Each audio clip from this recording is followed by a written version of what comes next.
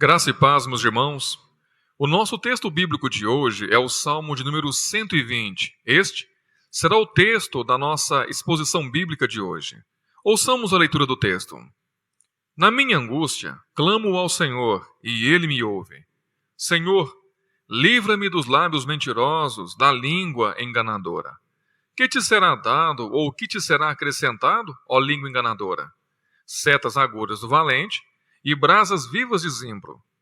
Ai de mim que peregrino em Meseque e habito nas tendas de Quedar.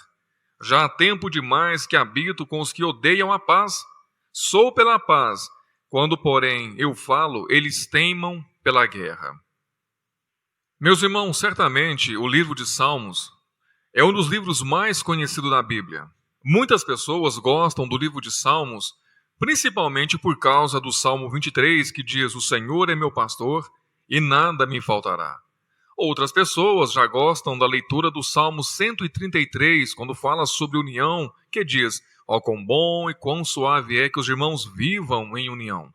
Outros irmãos já gostam do Salmo 121, um salmo que fala sobre confiança em Deus, que diz: eleva os meus olhos para os montes, de onde me virá o socorro? O meu socorro vem do Senhor, que fez os céus e a terra. É bem verdade que as pessoas gostam do livro de Salmos pelos mais variados motivos. O livro de Salmos, ele é o maior livro da Bíblia, contendo 150 salmos. E dentro do livro de Salmos, nós temos algumas pequenas coleções de salmos que nos ajudam a compreender a grandeza deste livro. Uma dessas coleções dentro do livro de Salmos é chamada de os Salmos de Peregrinação ou Cânticos de Romagem. Estes cânticos de romagem ou salmos de peregrinação é uma coleção de 15 salmos, que vai do Salmo 120 até o Salmo de número 134. Portanto, nós temos aqui 15 salmos que foram entoados pelos israelitas que estavam peregrinando da casa deles em direção ao Templo de Jerusalém. Permita-me explicar um pouco melhor sobre isso. A lei de Deus havia sido estabelecida que 3 vezes por ano, todo israelita deveria fazer uma peregrinação da casa deles até o local onde estivesse a Arca da Aliança, o Templo de Deus. Então, 3 vezes ao ano, eles saíam de suas casas em uma jornada ao Templo de Deus, para ali prestar culto, levarem suas ofertas, os seus agradecimentos. Então, era um ato que todo israelita deveria obedecer. E dependendo do local onde esse israelita morava, a viagem poderia levar alguns dias, semanas, ou até próximo de um mês, dependendo da distância em que ele estava. Era uma jornada muito desafiadora. Eles corriam pelo menos 3 riscos durante essa trajetória. Primeiro, corriam o risco de serem assaltados, pois afinal de contas estavam levando ouro, prata, animais para serem oferecidos em sacrifício ao Senhor naquele templo. O segundo risco que eles corriam era um risco de serem atacados por animais selvagens. Se nós lermos a história do grande rei Davi em 1 Samuel, nós iremos nos lembrar que Davi, em certo momento dele, ele lutou contra um leão e contra um urso. Então, leões e ursos era muito comum naquelas paisagens. Então, o israelita que saía da casa dele em direção ao templo, corria o risco também de ser atacado por animais selvagens. E não apenas isto. Eles corriam também o risco do próprio caminho. Porque dependendo pelo local aonde eles estivessem passando, próximo de alguma montanha ou de algum penhasco, o risco de sofrerem uma queda e se machucarem gravemente também era muito grande. Então veja, eles corriam pelo menos 3 riscos. Os riscos de ser assaltado, o risco de ser atacado por um animal selvagem e o risco do que o próprio caminho impunha para eles. Mas mesmo correndo todo tipo de risco, o israelita tinha o maior prazer em ir ao templo de Deus e ali cultuar ao Senhor. Estes 15 salmos, que são chamados de salmos de peregrinação, eles foram compostos por aqueles que estavam nesta peregrinação. Estes cânticos em forma de oração era a maneira que eles encontravam ao longo do caminho de se manterem firmes no Senhor, confiantes no Senhor durante aquela trajetória. É bem verdade que quando nós lemos estes 15 salmos, nós encontramos uma mescla de sentimento muito grande. Ali nós encontramos pessoas entristecidas, pessoas que estavam passando por provações, estavam sendo caluniadas, outros que estavam confiantes em Deus por causa de alguma vitória, outros que estavam tendo que lidar com a depressão. Enfim, havia uma mescla muito grande de sentimento no coração daqueles que se dispunham a sair da casa deles em direção ao templo. Veja que não eram todos que estavam com o coração alegres, felizes, em vitória. Não, havia momento em que eles estavam passando também por grandes dificuldades, por profundos momentos de tristeza. Mas ainda assim, eles queriam continuar servindo ao Senhor. Meus irmãos, como nós precisamos também ser assim. Não são poucas vezes em que nós nos desanimamos por causa das lutas do dia a dia, por causa de alguma calúnia que foi direcionada sobre a nossa vida, por causa de alguém que fez algo que nos entristeceu e nós, então, desistimos da caminhada. Deixamos de estar cultuando ao Senhor com outros irmãos, nos afastamos da igreja. Mas nós percebemos que estes salmistas, apesar de toda luta e dificuldade, ainda assim se mantinham firmes no Senhor. O Salmo de número 120 é um salmo que nos ensina muito sobre isso, pois é um salmo que foi escrito por alguém que havia sido caluniado, e era uma calúnia tão grave que ele estava se sentindo entristecido, desanimado, querendo parar, em busca desesperadamente por paz. Portanto, quando nós lemos o Salmo de número 120, nós estamos lendo o salmo de alguém que, a despeito do seu sofrimento, ainda assim queria continuar servindo e buscando ao Senhor. Embora nós não tenhamos a notícia no salmo sobre quem foi o seu autor, os comentaristas bíblicos nos dizem que o contexto deste salmo é um contexto de alguém que havia sido caluniado por algumas pessoas, e esta calúnia estava gerando uma profunda tristeza neste salmista. Alguns comentaristas bíblicos chegam a dizer que o salmista estava entrando em quase depressão por causa das consequências das calúnias que foram levantadas contra ele. Meus irmãos, as calúnias sempre fizeram parte da história das pessoas. É lamentável quando nós vemos chegando o ano das eleições, como que as calúnias se propagam contra as pessoas. Boatos maldosos são criados com a finalidade de desonrar o adversário político. Eu me lembro em uma campanha política em que certo candidato estava com uma margem bem à frente dos seus adversários políticos. E então, certo candidato levantou uma calúnia contra este. E a calúnia foi tão severa que em menos de poucos dias, cerca de 3 ou 4 dias, ele perdeu cerca de 30% das intenções de voto. Mesmo este trabalhando para tentar reverter aquela calúnia que foi lançada contra ele, já era tarde demais. O estrago já havia sido feito. Portanto, nem preciso dizer que esta pessoa acabou perdendo a eleição por causa de uma calúnia que foi levantada. Basta vermos também as empresas. Quantos funcionários nas empresas que almejam um cargo melhor e quando percebem que há outros funcionários também almejando aquele mesmo cargo, começam a lançar calúnias, mentiras, difamações da empresa para que este seja prejudicado e não alcance o cargo desejado. É certo que quase todos nós já passamos por momentos assim, em que somos caluniados por algo que não fizemos. E esse tipo de situação nos causa muitas vezes uma profunda tristeza. E não são poucas pessoas que, ao depararem com situações como estas, acabam entrando em um tipo de depressão. E não são poucos que, dependendo da consequência da mentira ou da calúnia que foi inventada, acaba tirando a própria vida. Mas, enfim, como podemos lidar com situações como estas? Situações em que estamos sendo ou já fomos caluniados de maneira injustamente. Como podemos recomeçar a vida depois de uma grande decepção causada por uma calúnia? Qual direção deveríamos tomar?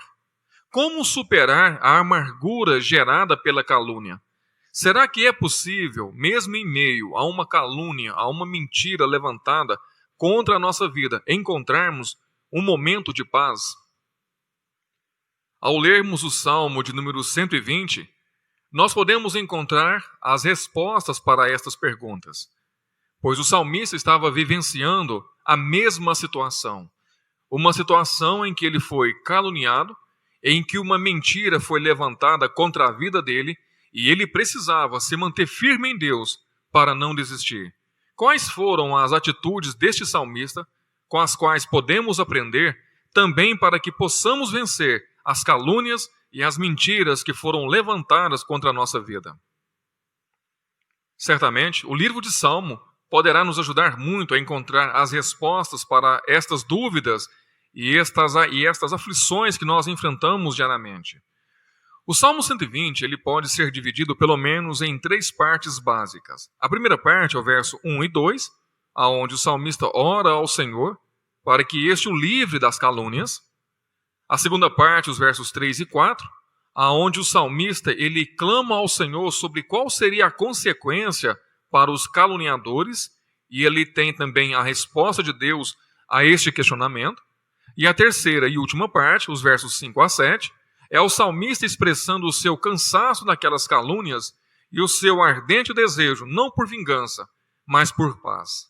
Portanto, analisemos agora a exposição bíblica do Salmo 120. Os versos 1 e 2 nos diz assim: Na minha angústia, clamo ao Senhor e Ele me ouve. Senhor, livra-me dos lábios mentirosos, da língua enganadora.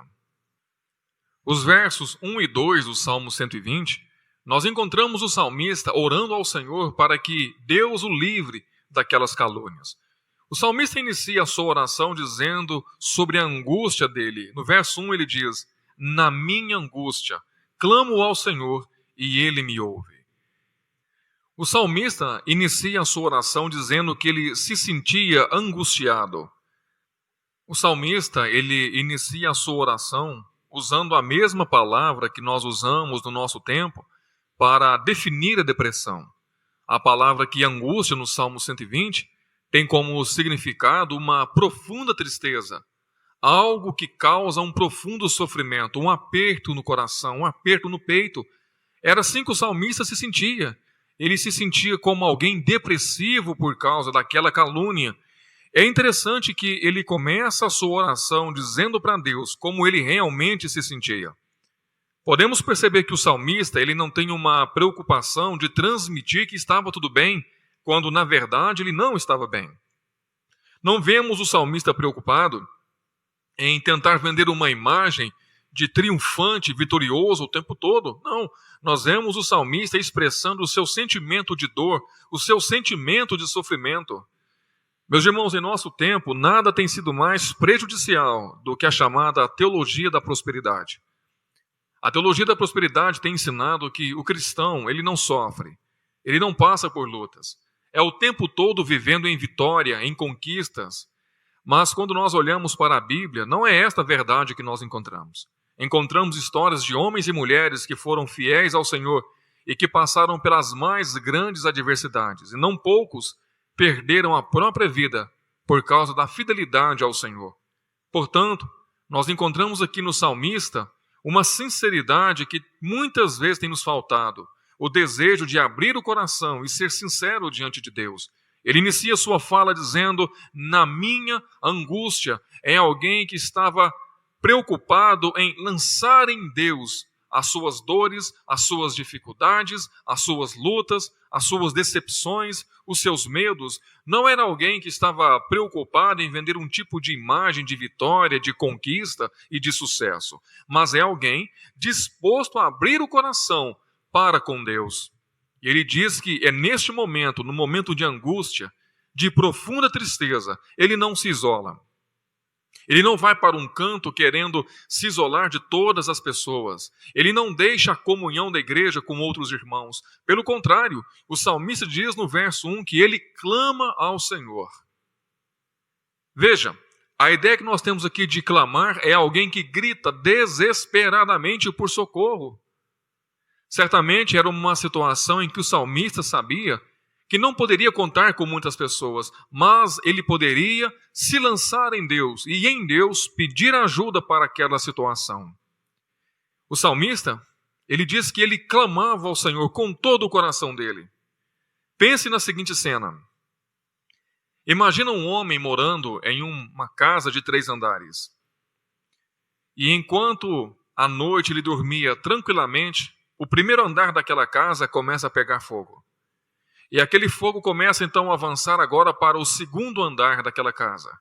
Aquele homem, no terceiro andar, ele acorda na alta madrugada com aquele cheiro de fumaça. E ele então, percebendo que o primeiro andar já havia sido quase consumido pelas chamas, e as chamas já avançavam para o segundo andar, ele percebe então que não havia como ele descer pelas escadas.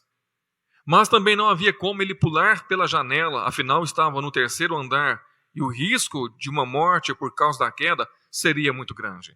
Aquele homem, então, ele abre a janela, e ele começa a gritar desesperadamente aos vizinhos por socorro, por ajuda, para que alguém pudesse intervir naquela situação. Quando nós olhamos para o Salmo 120, nós devemos olhar para este homem da mesma cena, do mesmo jeito. É alguém que estava diante de uma situação terrivelmente entristecedora. E agora, ele se coloca na janela da vida, e começa então a clamar a Deus desesperadamente por socorro, pedindo ao Senhor para que este entre com a providência sobre a sua vida. O Salmo de número 120 é o salmo de alguém pedindo a Deus ajuda. É alguém que, a despeito do sofrimento, ainda continuava orando, falando com o Senhor, mantendo um relacionamento com Deus. Mas por que o salmista ele decide clamar naquele ato de sofrimento, ao invés de se isolar, ao invés de se afastar de todas as pessoas? O verso 1 nos traz a resposta. O salmista tinha plena confiança que Deus ouvia a sua oração. Ele diz: na minha angústia clamo ao Senhor e Ele me ouve. É o salmista dizendo: eu oro ao Senhor, eu clamo ao Senhor, porque eu tenho certeza que assim como Ele já me ouviu em outros momentos, Ele também me ouvirá agora. Eu creio em um Deus que se relaciona comigo. Eu creio em um Deus que não é indiferente ao meu sofrimento. É o salmista dizendo: Senhor, a Ti eu clamo, porque sei que o Senhor pode entrar com a providência nesta situação. Eu sei que o Senhor pode me livrar daqueles que estão me difamando, me caluniando, inventando mentiras sobre o meu nome. É o salmista dizendo: Senhor, eu não tenho mais em quem confiar, eu só tenho o Senhor. Meus irmãos, quantas pessoas não fazem isso? Ao passarem por momentos de dificuldade, tentam resolver com as suas próprias forças, ao invés de se lançarem em Deus, ao invés de confiarem no Senhor para resolver aquela situação. O salmista sabia que Deus ouvia a sua oração. Meus irmãos, quando nós oramos ao Senhor, quando nós clamamos a Deus por ajuda, nós temos um Deus que não é indiferente ao nosso sofrimento. Mas o que nos falta muitas vezes é compreender qual tem sido a resposta de Deus mediante a nossa oração. Deus pode responder às nossas orações de pelo menos 3 formas diferentes: com sim, não e espere. Para Abraão, quando Deus faz a promessa de um filho, Abraão teve que esperar 25 anos. Para Paulo, quando ele ora sobre aquele espinho na carne, a resposta de Deus foi: não, Paulo, a minha graça te basta. Para Paulo foi não, para Abraão foi espere. E quantos outros na Bíblia que oraram e a resposta foi sim? Quando nós oramos, meus irmãos, nós precisamos ter essa certeza. Deus ouve as nossas orações, mas Ele responde mediante a vontade dEle, não mediante a nossa vontade. E a vontade dEle pode ser um sim para a nossa oração, um não para a nossa oração, ou um espere para a nossa oração. O salmista, no verso 2, ele diz: Senhor, livra-me dos lábios mentirosos, da língua enganadora. O salmista, no verso 1, ele ora ao Senhor, ele clama ao Senhor porque confiava que Deus iria ouvir a sua oração e entrar com a providência como resposta à sua oração. No verso 2 é o salmista dizendo: Senhor, o Senhor sabe que sou inocente. Esses boatos, essas mentiras, essas calúnias que estão sendo lançadas contra mim, o Senhor sabe que não procede. O Senhor sabe que não é verdade. O salmista não estava orando porque estava sofrendo alguma consequência de um ato impensado dele, ou porque ele causou algum tipo de confusão e agora estava colhendo aquela situação. Não, o salmista estava dizendo que ele era inocente, que ele não havia feito aquele mal.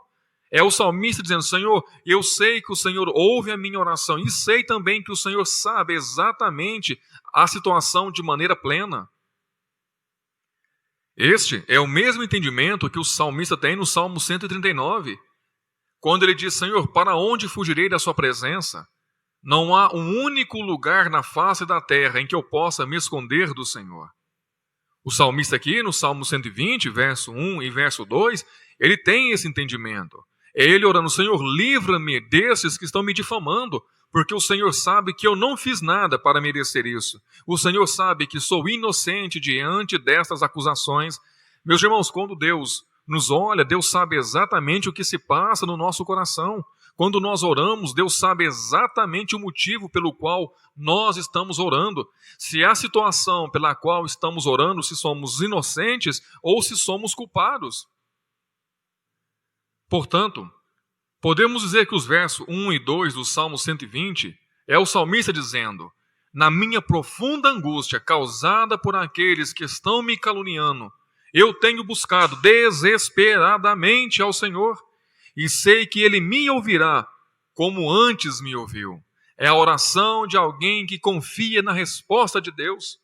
Meus irmãos, quando nós oramos, precisamos orar também desta maneira, confiando que Deus vai ouvir a nossa oração e que no tempo dele entrará com a providência. A segunda parte desse salmo, do Salmo 120, o salmista diz: que te será dado ou que será acrescentado, ó língua enganadora? Setas agudas do valente e brasas vivas de zimbro.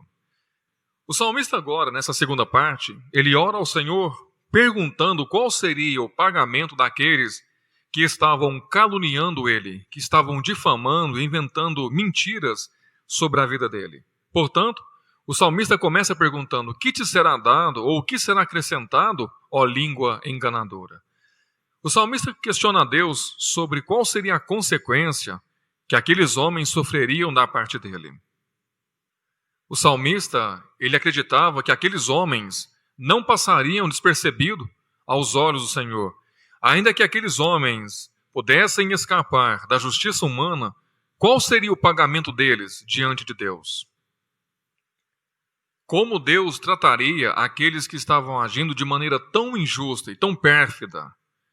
O salmista, ao olhar para aqueles homens, ele podia nutrir no coração que eles estavam escapando da justiça humana, que por mais maldade que eles cometessem, parece que não havia nenhum tipo de justiça humana que os alcançasse. É o mesmo questionamento do profeta Abacuque no capítulo 1, quando ele diz: Senhor, até quando irei clamar? E o Senhor parece que não responde à minha oração. Parece que há um sentimento de injustiça muito grande em todas as pessoas. Quando nós ligamos a televisão e vemos tantas atrocidades acontecendo, e estes que cometem tais atrocidades, ficando impune diante da justiça, nós ficamos tentados a perguntar também: Senhor, até quando estes continuarão a viver desse jeito? Homens e mulheres que desviam milhares e milhares de reais, ficando impune diante da justiça brasileira, nós também somos tentados a perguntar: Senhor, até quando estes continuarão a viver assim? O salmista, ele pergunta a Deus: Senhor, e estes? Será que estes vão escapar de toda a justiça humana, mas e diante da sua justiça?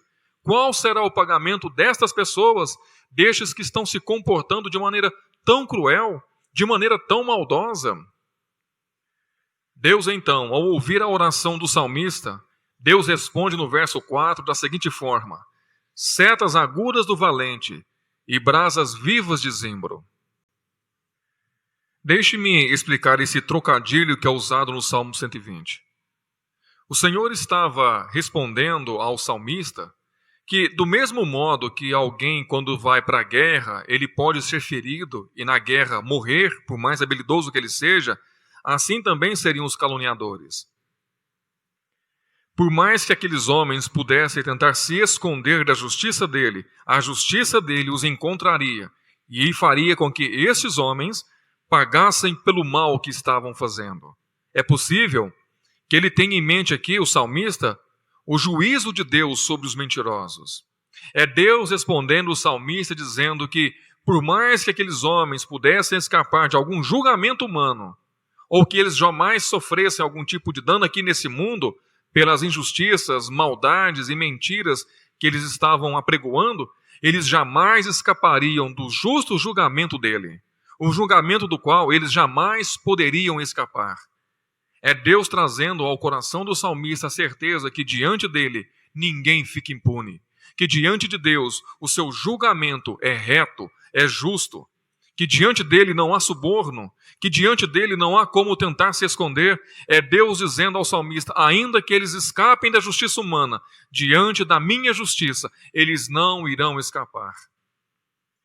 Meus irmãos, isso também deveria servir de consolo para nós. Quando nós olhamos para tanta maldade e tanta crueldade acontecendo, nós deveríamos nutrir no nosso coração essa esperança que diante de Deus, todos aqueles que cometem estas atrocidades não passarão impune, que diante dele o julgamento é reto, perfeito e justo. De um lado, nós temos a esperança para aqueles que amam e servem ao Senhor, a esperança que aqueles que difamam, que são mentirosos, pagarão um preço por isso. Por outro lado, temos aqui também uma promessa para aqueles que agem assim. A promessa que estes não irão escapar do julgamento de Deus. Portanto, você que está ouvindo esta exposição bíblica e tem agido como um difamador, como um caluniador, só há um caminho para você: arrepender-se deste pecado, confessar a Deus, pedir perdão ao Senhor, para que este pecado seja perdoado, porque há uma certeza: você não escapará do julgamento de Deus. Por mais que você possa tentar se esconder, por mais influente que você seja nesta sociedade, diante de Deus, você não escapará do julgamento reto e justo dele. Após o salmista fazer esta indagação sobre qual seria o pagamento, e Deus então responder ele que esse pagamento aconteceria naquele dia, quando todos se encontrarem com ele e que diante dele nenhum homem escaparia, nenhum homem conseguiria esconder, o salmista termina o verso 5, 6 e 7, o Salmo 120. Essa é a terceira parte desse salmo. É o salmista orando a Deus para que Deus lhe dê paz e para que Deus lhe ajude a vencer o cansaço das calúnias. Ele diz assim: ai de mim que peregrino em Meseque e habito nas tendas de Quedar. Já há tempo demais que habito com os que odeiam a paz. Sou pela paz, quando, porém, eu falo, eles teimam pela guerra. O salmista agora, caminhando para o fim da sua oração, do seu salmo, ele diz que ele estava se sentindo como um peregrino nas terras de Meseque e se sentindo como um habitante nas tendas de Quedar. Meseque e Quedar eram duas regiões que viviam em constantes guerras. Eram lugares habitados por homens violentos, por homens insensatos, por homens que não compreendiam o que era a paz. Estes viviam extremamente para guerrear, para lutar contra qualquer pessoa. É o salmista dizendo que ele estava se sentindo profundamente decepcionado com o local onde ele estava vivendo. Ele estava cansado de viver em situações como esta, como alguém que vive em Meseque, como alguém que vive em Quedar, como alguém que vive em constante guerra. O salmista estava dizendo que ele se sentia como alguém no meio de uma guerra, onde não há paz um único instante. Pensa em alguém vivendo num campo de batalha, em uma guerra. O risco iminente de a qualquer momento ser morto. O risco de viver o tempo todo sob pressão. O risco de ver o tempo todo sem saber exatamente o que pode acontecer logo em seguida. O salmista diz: Senhor, eu me sinto assim, como alguém que não tem paz, como alguém que está num campo de batalha o tempo todo. As mentiras, as calúnias, as difamações, elas estão vindo sobre mim. É o salmista dizendo: Senhor, sinto-me frustrado por ter que morar no meio de pessoas que agem como animais selvagens, de ter que morar no meio de pessoas que não querem viver em paz, que tudo o que sabem fazer é difamar, é caluniar a minha vida.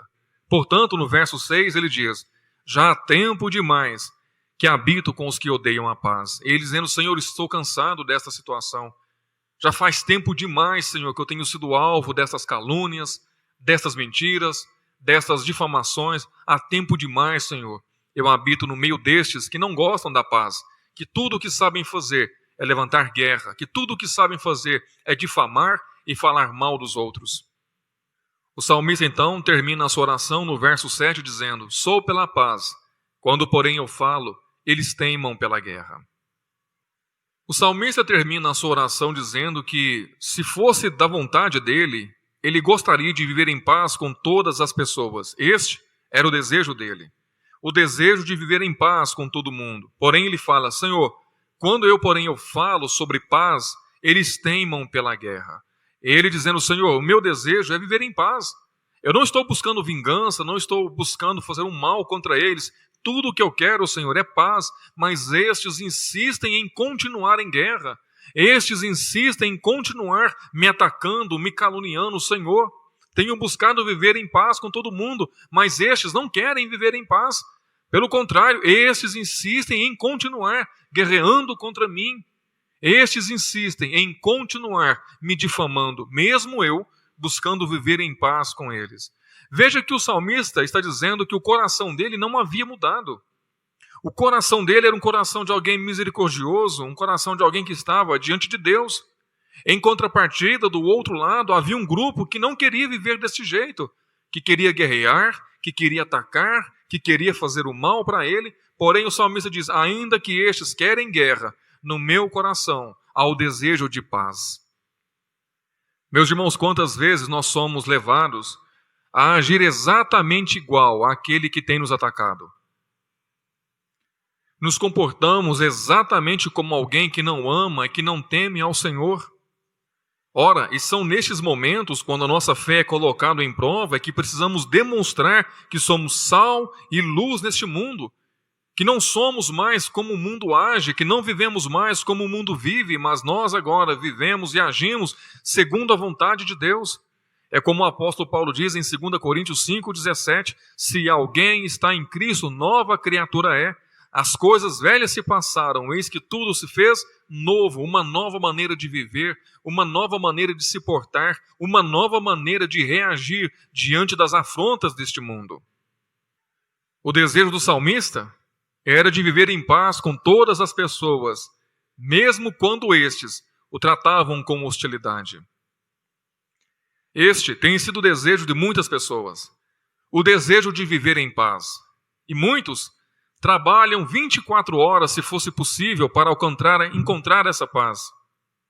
Muitos acreditam que encontrarão esta paz quando tiverem mais dinheiro, quando tiverem uma casa melhor, um carro melhor, um emprego melhor, um salário melhor.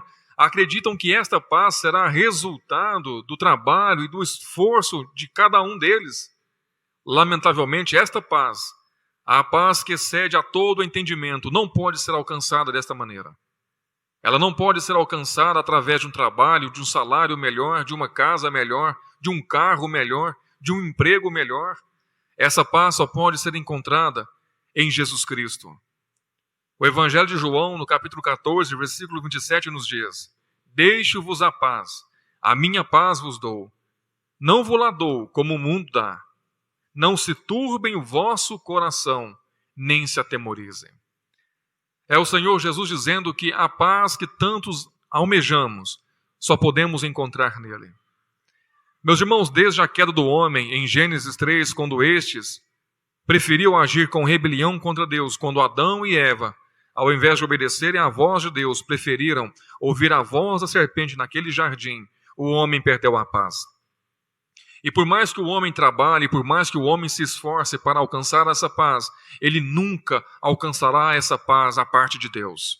Nenhum trabalho, nenhum salário, nenhuma vitória pessoal lhe concederá a paz plena que vem de Deus. Talvez o que você sente é alguns momentos de felicidade. Talvez você ganhe um aumento e você fica feliz durante um tempo, mas depois a tristeza, a angústia voltam novamente. Talvez você mude de uma casa pequena para uma casa muito grande e você fica feliz por algum tempo. Depois, a tristeza e a angústia voltam novamente. As pessoas buscam das mais variadas maneiras possíveis para satisfazer o vazio existencial que existem nelas. E estes entendem que este vazio pode ser preenchido com coisas desta vida, e não podem. Salomão, no livro de Eclesiastes, ele fala vaidade de vaidade, tudo é vaidade. É a história de alguém que foi rico e em um certo momento da vida se sentiu vazio, trabalhava, buscava arte, buscava alegria, buscava felicidade no vinho, e tudo o que sentia no final do dia era um vazio. Percebia que, a despeito de ter tudo, o tudo não preenchia o vazio que só Deus preenche.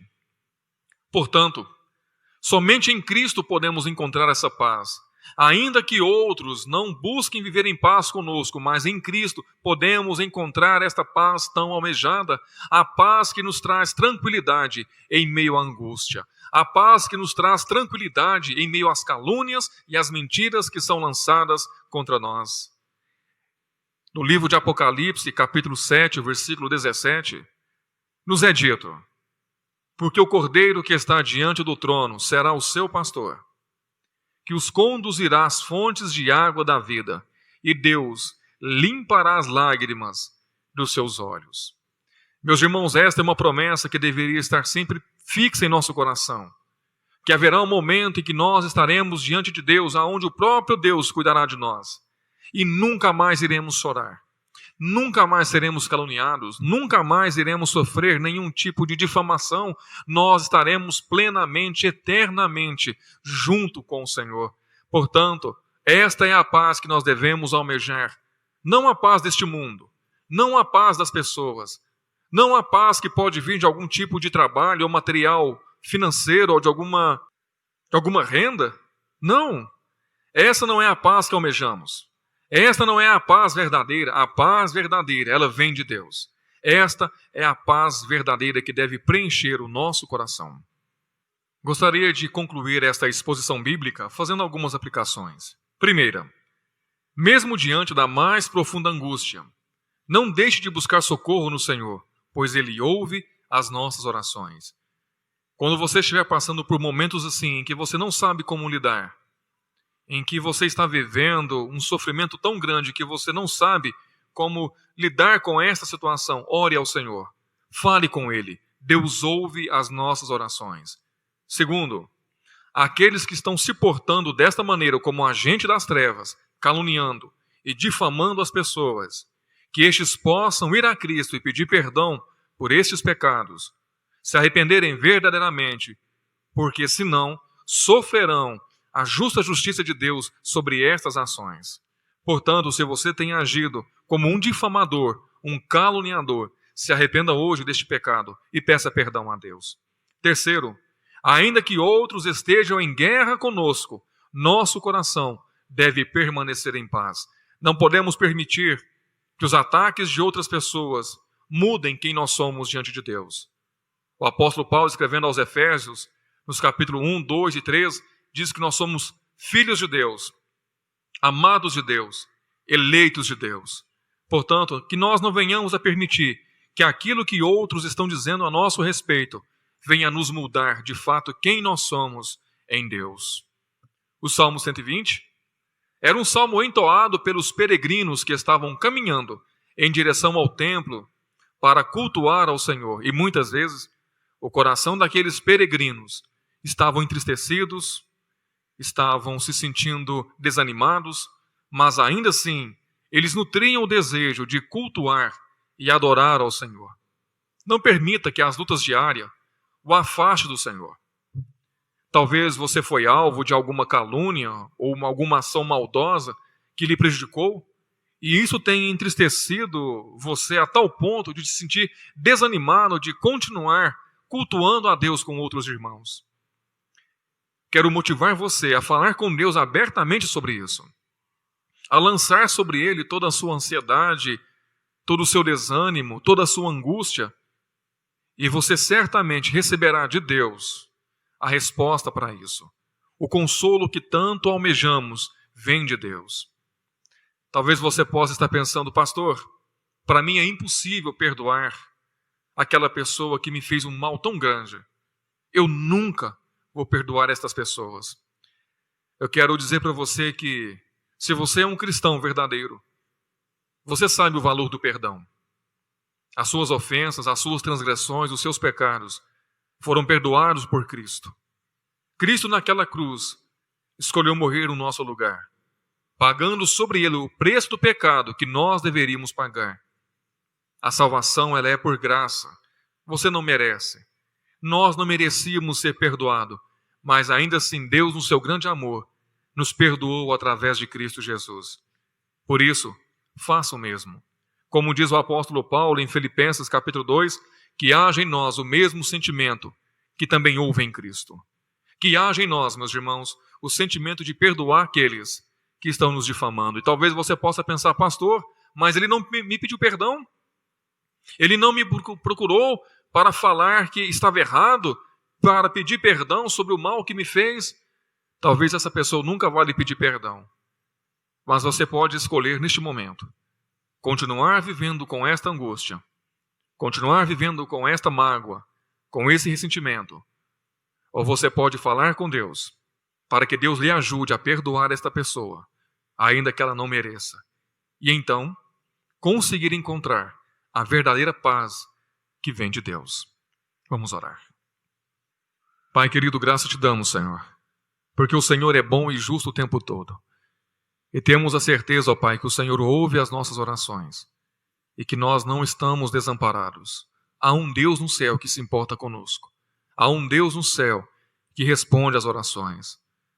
Ó Pai, graças te damos, Pai, porque o seu julgamento é reto e justo. E diante do Senhor não há impunidade. Diante do Senhor não haverá suborno. Não haverá uma tentativa de escapar da condenação que é justa. O Senhor é um justo juiz, Pai. E isso nos alegra, Pai.